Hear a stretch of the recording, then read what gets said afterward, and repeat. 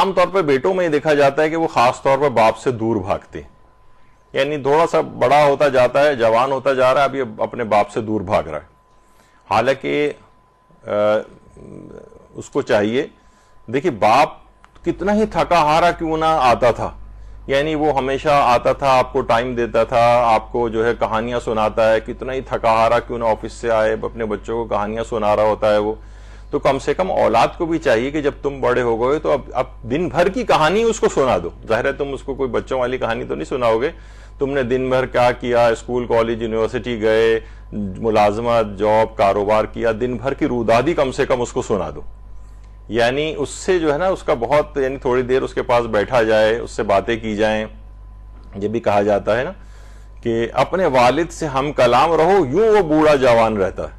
یعنی آپ اس کے ساتھ باتیں کریں بیٹھ کر, چاہے ادھر ادھر کی باتیں کریں. یہاں کیا ہوتا ہے کہ اولاد جس کمرے میں والد صاحب ہوتے ہیں, وہ نوجوان کی کوشش ہوتی ہے وہاں سے کس طرح بچا کے نکل جائیں.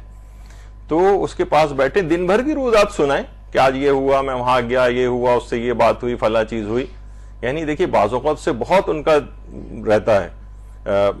مجھے یاد پڑتا ہے کہ ظاہر ہے کہ ہمارے بڑے بھائی جو ہیں, جب والدہ محترمہ حیات تھیں تو اتنی زیادہ ان سے ایک ڈیڑھ گھنٹہ فون پہ بات کرتے تھے, بیرون ملک سے بھی اور یہاں آ کر بھی, کہ اکثر وہ تنگ بھی ہو جاتی تھی.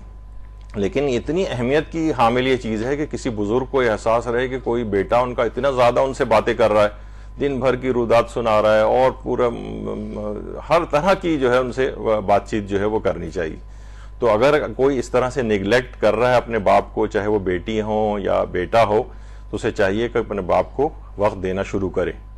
وہ اس کے لیے بہت مان کا, وہ نہیں چاہتا کہ آپ اس کو بہت زیادہ پیسے دیں لا کر اور یہ سب کچھ, وہ آپ سے اس طرح کی عزت و احترام چاہتا. لیکن کیا ہے کہ اولاد جناب وہ تو اس سے جان چھڑانے کے بھاگنے کے چکر میں رہتی ہے. تو بہرحال یہ ہے. اچھا, باپ کی دیکھیے اس قدر اہمیت ہے کہ باپ کا نام تک تبدیل نہیں ہو سکتا. عام طور پہ لوگ جیسے کسی کا باپ حتیٰ کہ اگر مر بھی جائے اور کوئی دوسرا بچے کو لے کر پال لے جو ایڈاپٹڈ چائلڈ ہوتے ہیں, تب بھی فقہی اعتبار سے حرام ہے کہ بچے کے اصل باپ کا نام تبدیل کیا جائے. اس طریقے سے جو جعلی سادات ہوتے ہیں یا اپنے کوئی بھی نام کے ساتھ سید جو ہے وہ اس طرح سے لگا لیتے ہیں, تو ان کو بھی کیوں حرام قرار دیا گیا؟ کہ ایک تو بقول آیت اللہ بشیر نجفی کہ آپ نے جو ہے نا ایک لحاظ سے یہ گالی ہے آپ کے لیے کہ آپ اپنے باپ کے علاوہ کسی اور شخص سے اپنے آپ کو منسوب کر رہے ہیں. تو باپ ایک ایسا ہے کہ اس کی چاہے وہ آپ کہیں لاکھ لوگ آ کر پوچھتے ہیں کہ بھائی اب تو ہم نے اڈاپٹ کر لیا ہے, اس کے باپ انتقال کر چکا ہے یا ہمیں دے چکا ہے, ساری تربیت ہم نے کی ہے, ہر خرچہ اٹھایا ہے, تو اب ہم اس کا نام بھی اگر اپنے لگا لیں, کاغذات کی حد تک ہی لگا لیں, تب بھی علماء نے حرام قرار دیا ہے. کاغذات کی حد تک بھی باپ کا نام تبدیل نہیں ہو سکتا, اس قدر اہمیت ہے. اسی طریقے سے قیامت کے روز بھی باپ کے نام سے پکارا جائے گا.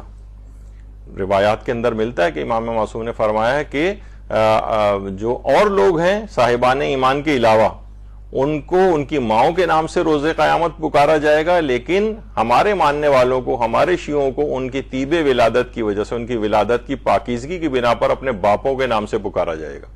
تو اس دنیا کے اندر بھی باپ کے نام کی اس قدر اہمیت ہے کہ اس کا نام تبدیل نہیں ہو سکتا, حتیٰ کہ کاغذ میں بھی تبدیل نہیں ہو سکتا, اور قیامت کے روز بھی باپ کے نام سے پکار کے آپ کو اٹھایا جائے گا. اور یہ بھی آیا ہے کہ دیکھیے باپ جو ہے نا اصل میں جڑ ہے, ہم اس کی فرع اور شاخ ہیں.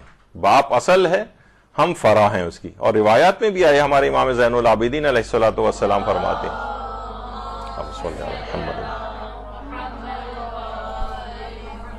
کہ تمہیں باپ کا حق جاننا چاہیے, تو جان لو کہ وہ تمہاری اصل ہے اور تم ان کی فرع ہو, اور یہ بھی جان لو اگر وہ نہ ہوتا تو تم بھی نہ ہوتے. بس جس وقت اپنے اندر ایسی نعمتیں دیکھ لو جس کو دیکھ کر تم خوش ہو جاتے ہو, تو سمجھ لو کہ وہ تمہارے باپ کی وجہ سے. اس پر خدا کی حمد کرو اور اتنا ہی اس کا شکر ادا کرو. یعنی اصل باپ ہے. آپ خود سوچیں جتنے بھی افراد یہاں پر بیٹھے ہوئے ہیں, یہ اس دنیا میں آتے ہی نہ اگر ان کا باپ نہ ہوتا. تو بہرحال اس قدر, یعنی اس کے بعد پھر ہم دنیا میں نیک کام کریں, جنت کو حاصل کریں, ہمیشہ ہمیشہ کی زندگی, اس میں دنیا میں لانے کا جو وہ ہے مین سبب وہ اس کا باپ ہے. تو امام فرماتے ہیں کہ وہ اصل وہ ہے, تم اس کی فرع ہو. صرف کہا جاتا ہے دنیا میں صرف 3 انسان تھے جن کے باپ نہیں تھے. ایک تو حضرت آدم کے باپ نہیں تھے, حضرت حوا کے باپ نہیں تھے, اور حضرت عیسیٰ کے باپ نہیں تھے. ان کے کوئی باپ نہیں تھے. صرف 3 افراد ایسے ہیں کہ جن کے کہا جاتا ہے کہ ان کے باپ نہیں تھے, لیکن اس کے علاوہ ہر شخص کا دنیا میں باپ ہے اور اس کے اس انداز سے حقوق ہیں. اور بیٹیوں کے اعتبار سے بھی کہا جاتا ہے کہ باپ ایک ایسا درخت ہے جس کے سائے میں بیٹیاں راج کرتی ہیں. حقیقتاً یعنی شوہر کے گھر میں اس انداز سے نہیں ہوتا جتنا باپ کے ہاں ان کی جو ہے ایک اہمیت ہوتی ہے. اور چاہے باپ دیکھیے بہت زیادہ غریبی کیوں نہ ہو, وہ اس کے نزدیک بھی ایسے ہی ہے کہ جیسے شہزادیوں کی طرح سے وہ اس کو اپنی بیٹی کو جو ہے وہ رکھتا ہے, چاہے وہ غریب ہو, متوسط ہو, کسی بھی طرح سے ہو. جب بھی پیغمبر اکرم صلی اللہ علیہ وآلہ وسلم فرماتے ہیں